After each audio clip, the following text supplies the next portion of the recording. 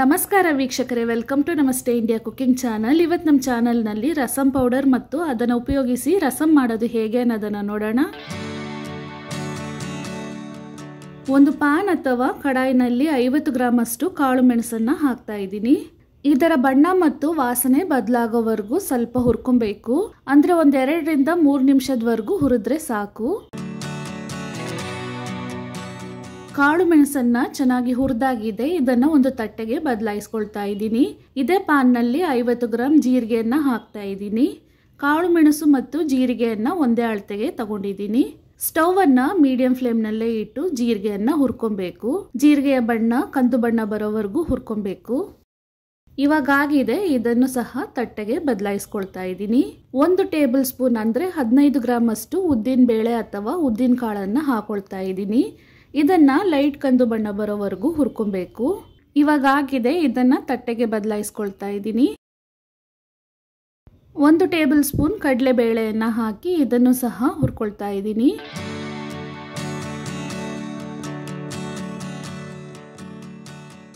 ಇದಾದ್ಮೇಲೆ ತೊಗರಿ ಬೇಳೆ 1 ಟೇಬಲ್ ಸ್ಪೂನ್ ಹಾಕ್ತಾ ಇದ್ದೀನಿ. ಎಲ್ಲವನ್ನ ಕಂದು ಬಣ್ಣ ಬರೋವರೆಗೂ ಹುರ್ಕೊಬೇಕು. ತುಂಬಾ ರೋಸ್ಟ್ ಮಾಡಿಬಿಡಬಾರ್ದು. 1/4 ಟೇಬಲ್ ಸ್ಪೂನ್ ಅಷ್ಟು ಮೆಂತ್ಯ ಕಾಳನ್ನು ಹಾಕ್ತಾ ಇದ್ದೀನಿ. ಅಂದರೆ 4 ಗ್ರಾಮ್ ಅಷ್ಟಿದೆ.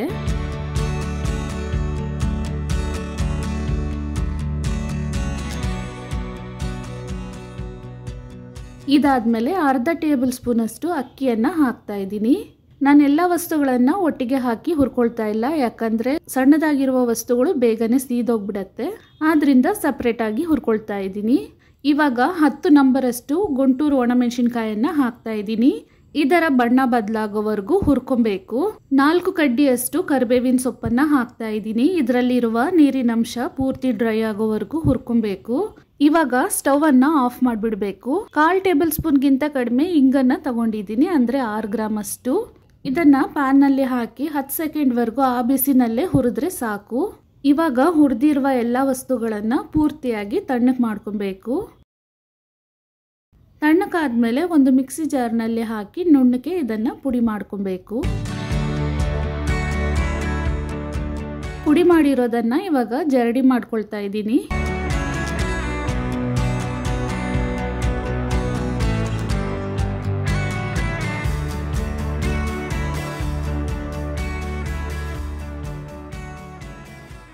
ಜರಡಿ ಮಾಡಿ ಉಳಿದಿರುವ ವಸ್ತುವನ್ನ ಮತ್ತೆ ಮಿಕ್ಸಿ ಜಾರ್ನಲ್ಲಿ ಹಾಕಿ ಪುಡಿ ಮಾಡ್ಕೊಳ್ತಾ ಇದ್ದೀನಿ.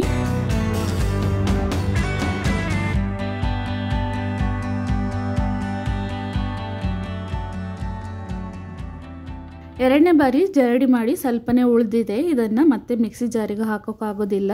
ಇದನ್ನ ಒಂದ್ಸಲ ಚೆನ್ನಾಗಿ ಮಿಕ್ಸ್ ಮಾಡಿಬಿಟ್ಟು ಒಂದು ಏರ್ ಟೈಟ್ ಕಂಟೈನರ್ನಲ್ಲಿ ಹಾಕಿ ಮುಚ್ಚಿಡಬೇಕು. ರಸಂ ಪೌಡರ್ ಇವಾಗ ತಯಾರಾಗಿದೆ. ಇದನ್ನು ಉಪಯೋಗಿಸಿ ರಸಂ ಮಾಡ್ಕೊಳ್ಳೋಣ. ಒಂದು ಪಾತ್ರೆಯಲ್ಲಿ 1.5 ಲೋಟದಷ್ಟು ನೀರನ್ನು ಹಾಕ್ತಾ ಇದ್ದೀನಿ, ಅಂದರೆ 350 ml. ಇದರಲ್ಲಿ ಒಂದು ಚಿಕ್ಕ ನಿಂಬೆ ಹಣ್ಣಿನ ಸೈಜ್ನಷ್ಟು ಹುಣಸೆ ಹಣ್ಣನ್ನು ಹಾಕ್ತಾ ಇದ್ದೀನಿ. 2 ಮೀಡಿಯಂ ಸೈಜ್ನ ನಾಟಿ ಟೊಮೆಟೊವನ್ನು ಹಾಕ್ತಾ ಇದ್ದೀನಿ. ರುಚಿಗೆ ತಕ್ಕಷ್ಟು ಕಲ್ಲುಪ್ಪನ್ನು ಹಾಕಿ ಹುಣಸೆ ಹಣ್ಣು ಸಾಫ್ಟ್ ಆಗೋವರೆಗೂ ಇದನ್ನು ನೆನೆಸಿಡಬೇಕು. ಹುಣಸೆ ಹಣ್ಣು ಚೆನ್ನಾಗಿ ಸಾಫ್ಟಾಗಿ ನೆಂದಿದೆ. ಹುಣಸೆ ಹಣ್ಣು ಮತ್ತು ಟೊಮೆಟೊವನ್ನು ಕೈಯಿಂದ ಚೆನ್ನಾಗಿ ನುಣ್ಣಗೆ ಕಿವುಚ್ಕೊಬೇಕು. ನಾವು ಈ ರೀತಿ ರಸಂ ಪೌಡರನ್ನು ಮಾಡಿಟ್ಕೊಂಡ್ರೆ ಕರೆಂಟ್ ಇಲ್ಲದೆ ಇರಬೇಕಾದ್ರೂ ಸಹ ರಸಮನ್ನು ಈಸಿಯಾಗಿ ಮಾಡ್ಕೊಬಹುದು. ಮಿಕ್ಸಿನಲ್ಲಿ ಕಾಳು ಮೆಣಸು ಜೀರಿಗೆಯನ್ನು ಪುಡಿ ಮಾಡೋ ಅವಶ್ಯಕತೆ ಇರೋದಿಲ್ಲ.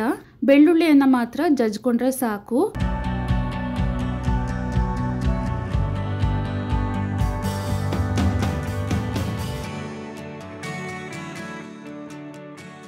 ನೋಡಿ, ಈ ರೀತಿ ಚೆನ್ನಾಗಿ ಕಿವುಚ್ಕೊಬೇಕು.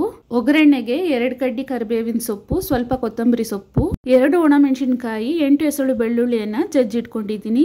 ಒಂದು ಬಾಣಲಿಯಲ್ಲಿ 2 ಚಿಕ್ಕ ಸೌಟಷ್ಟು ಎಣ್ಣೆಯನ್ನ ಹಾಕ್ತಾ ಇದ್ದೀನಿ. ರಸಂ ಮಾಡೋದಕ್ಕೆ ಎಣ್ಣೆಯನ್ನ ಸ್ವಲ್ಪ ಕಡಿಮೆನೆ ಹಾಕೊಬೇಕು. ಎಣ್ಣೆ ಚೆನ್ನಾಗಿ ಬಿಸಿ ಆದ್ಮೇಲೆ 1/4 ಟೀ ಸ್ಪೂನ್ ಸಾಸಿವೆ ಚೆನ್ನಾಗಿ ಸಿಡಿದಾದ್ಮೇಲೆ ಮೊದಲಿಗೆ ಒಣಮೆಣಸಿನಕಾಯನ್ನ ಹಾಕ್ತಾ ಇದ್ದೀನಿ. ಇದಾದ್ಮೇಲೆ ಕರಿಬೇವಿನ ಸೊಪ್ಪು, ಕೊತ್ತಂಬರಿ ಸೊಪ್ಪು ಮತ್ತು ಜಜ್ಜಿರುವ ಬೆಳ್ಳುಳ್ಳಿಯನ್ನು ಹಾಕ್ತಾ ಇದ್ದೀನಿ. ಇದನ್ನ 1 ನಿಮಿಷದವರೆಗೂ ಬಾಡಿಸ್ಕೊಂಡ್ರೆ ಸಾಕು.